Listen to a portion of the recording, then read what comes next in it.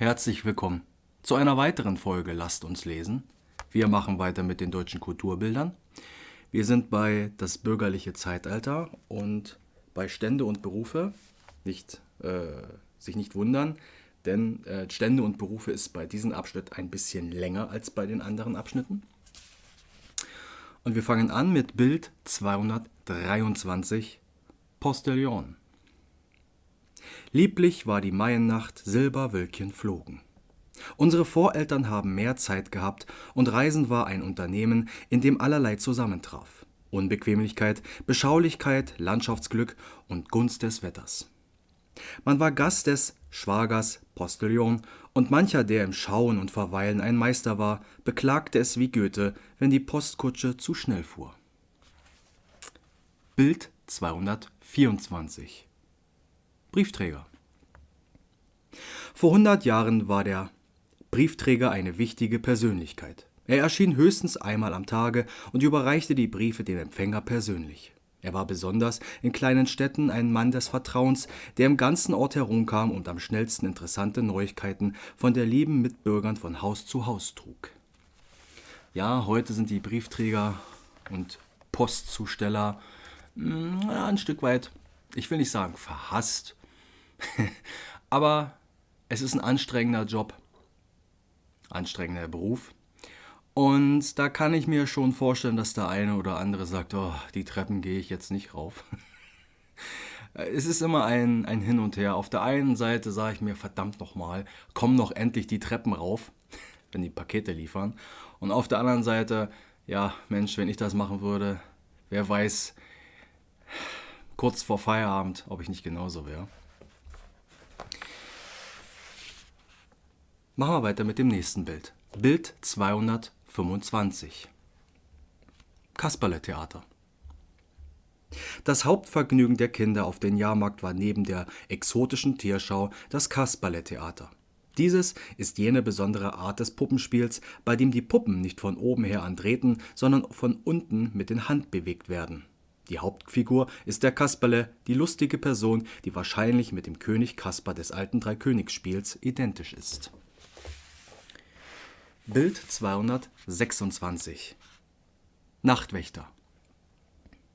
Der Nachtwächter, den es in kleinen Städten und auf dem Lande ja auch heute noch gibt, war früher ein wichtiger und vielseitiger Gemeinbeamte.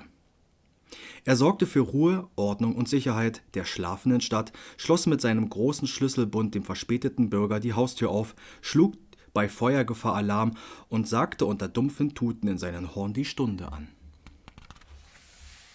Wie gesagt, das Büchlein, dieses kam aus den 30ern, dieses Album. Und heute gibt es natürlich nicht mehr den Nachtwächter, so wie früher. Auch nicht in kleinen Städten. Bild 227. Feuerspritze mit Handbetrieb. Bis Anfang des 19. Jahrhunderts wurde das Pumpwerk der Feuerspritze noch durch menschlicher Kraft in Bewegung gesetzt. Um die Arbeitsleistung zu steigern, ersetzte man die Handfeuerspritze durch eine mit Dampf oder einem Motor betriebene, die Kosten ersparte und schneller arbeitete. Als Wasserspeicher diente große auf Räder oder Kufen gleitende Wassertonnen. Bild 228. Wiener Zuckerbäcker. Der Zuckerbäcker oder Konditor war als Hersteller seiner Backwaren und Süßigkeiten wie Marzipan, Konfekt, kandierten Früchten besonders beliebt. Er musste neben seinen Backfähigkeiten auch über Fantasie und künstlerische Gestaltungsfähigkeit verfügen, sollte ihm die prunkvollen Tafelaufsätze aus Zuckerwerk gelingen, die man im 19. Jahrhundert ganz besonders schätzte. Hier eben wieder mal das wunderschöne Deutsch. Statt Konditor sagt man einfach Zuckerbäcker, denn genau das ist er ja nämlich. Er backt einfach mit viel Zucker.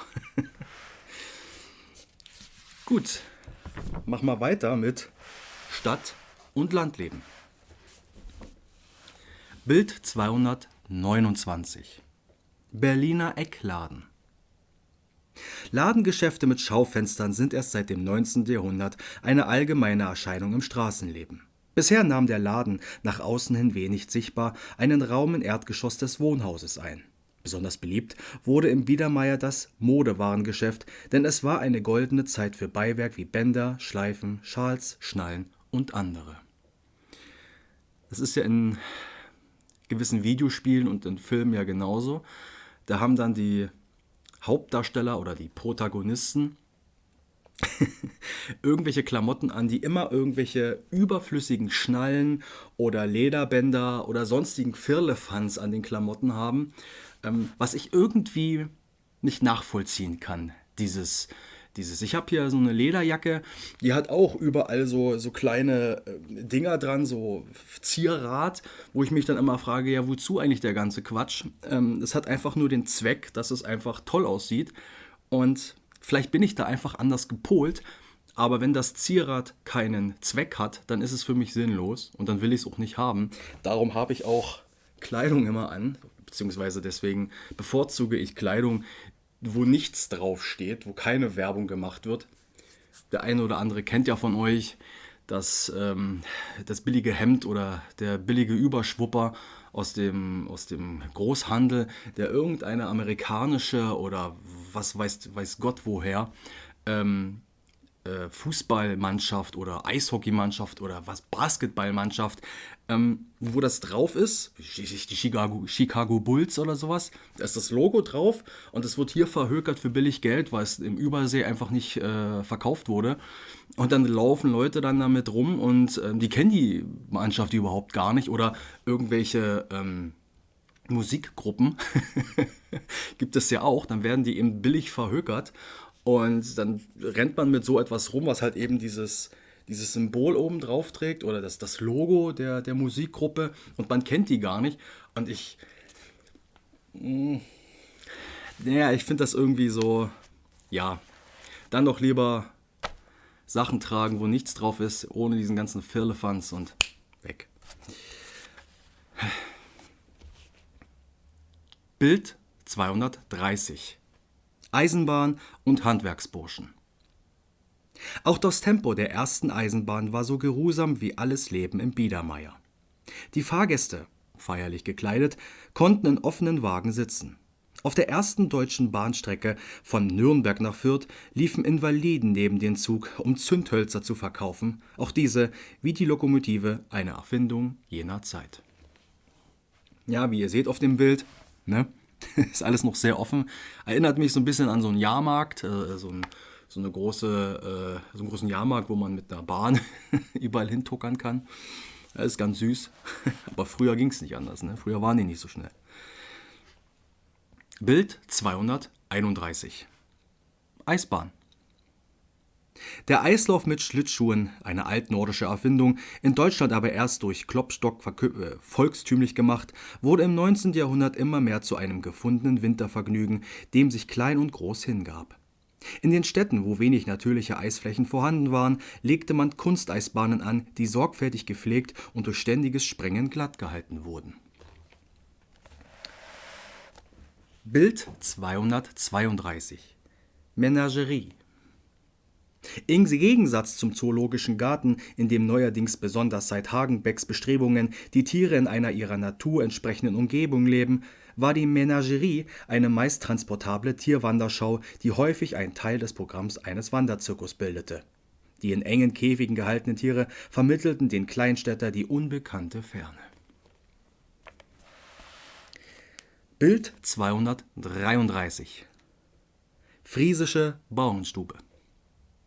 Die hochstehende Bauernkultur des stolzen Friesenstammes hat ein gut Teil nordische Kunstwollens auf die Nachwelt hinüber gerettet.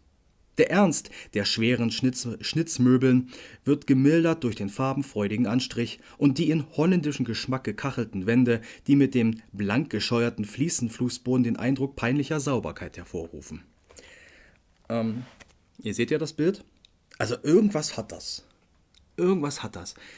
Ich stehe mehr so aus Auslegware und Teppich, aber so Fliesen an der Wand und Fliesen auf dem Boden, das hat irgendwas. Ich kann nicht genau sagen. Ich würde mal gerne wissen, wie die Akustik, also die Geräusche, wie die sich so verbreiten in so einer Wohnung, weil das prallt ja alles ab, das wird ja gar nicht geschluckt. Ne? Das heißt also, das Halt müsste ja eigentlich immer ein bisschen hallen in dieser Wohnung. Aber schön. Und das letzte Bild für heute, 234, Kremserfahrt. Eine Landpartie in einem Kremser war das sommerliche Sonntagsvergnügen des Berliners der Biedermeierzeit. Denn dieser lange, vielsitzige Wagen hat seinen Namen nach dem Berliner Hofagenten Kremser, der 1825 die erste Ausflugswagen zwischen Berlin und Charlottenburg mit gutem Erfolg verkehren ließ. Eine wichtige Rolle spielt er noch heute bei der Herrenpartie am Himmelfahrtstag. Also quasi ich würde mal sagen, der große Bruder des Ziehwagens. Oder wie heißt er? Mir fällt es jetzt nicht ein. Ich blende es jetzt mal hier kurz ein. Gut, dann war's das für heute. Ich wünsche euch einen schönen Tag, schönen Abend, schöne Nacht. Und dann sieht man sich das nächste Mal wieder bei. Korrekt.